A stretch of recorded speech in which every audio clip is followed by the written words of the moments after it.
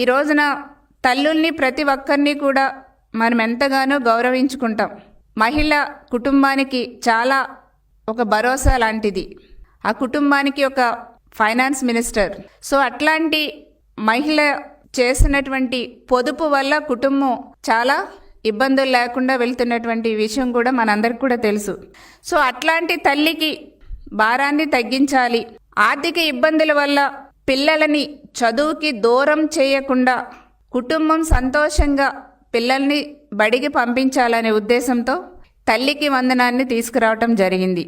ఈ తల్లికి వందనం తీసుకొచ్చిన తర్వాత దాదాపుగా కూటమి ప్రభుత్వం వచ్చిన తర్వాత ఇచ్చిన హామీ ప్రకారం 67,27,000 మంది విద్యార్థులకి తల్లికి వందనం అందజేయటం జరిగింది.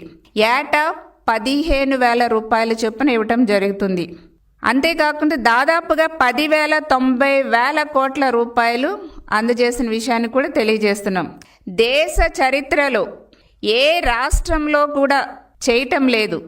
సో అట్లాంటిది ఒక్క మన ఆంధ్రప్రదేశ్ రాష్ట్రంలో చంద్రబాబు నాయుడు గారి యొక్క సారథ్యంలో కూటమి ప్రభుత్వం ఈ సూపర్ 6 పథకాలను అమలు చేస్తుంది. ఈ తల్లికి వందనం పథకాన్ని కూడా సూపర్ సక్సెస్ చేసిన విషయాన్ని, అమలు చేస్తున్న విషయాన్ని తెలియజేస్తున్నాం. ఇది ఒక్క చంద్రబాబు నాయుడు గారి యొక్క సారథ్యంలో మాత్రమే ఇట్లాంటి ప్రజలకు ఉపయోగపడే పథకాలు అమలు చేయటం సాధ్యమనే విషయాన్ని కూడా నేను తెలియజేస్తున్నాం. మరి గత గొడ్డల పార్టీ టైంలో చాలా కబుర్లు చెప్పారు కదండి. 2 పిల్లలకి ఇస్తాం అని చెప్పారు.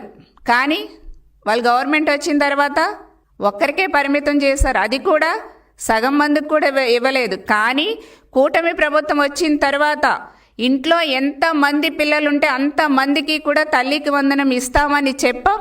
ఈ రోజున 2 సంవత్సరాలుగా మేము అమలు చేస్తున్న విషయాన్ని కూడా చాలా సంతోషంగా తెలియజేస్తున్నాం. ఈ పథకాన్ని ప్రతి సంవత్సరం కూడా ఇలాగే కొనసాగిస్తాం. అందరూ కూడా చదువుకునేలా చేస్తాం. కుటుంబానికి ఆర్థిక ఇబ్బందులు లేకుండా చేస్తాం అనేసి కూడా తెలియజేస్తున్నాం.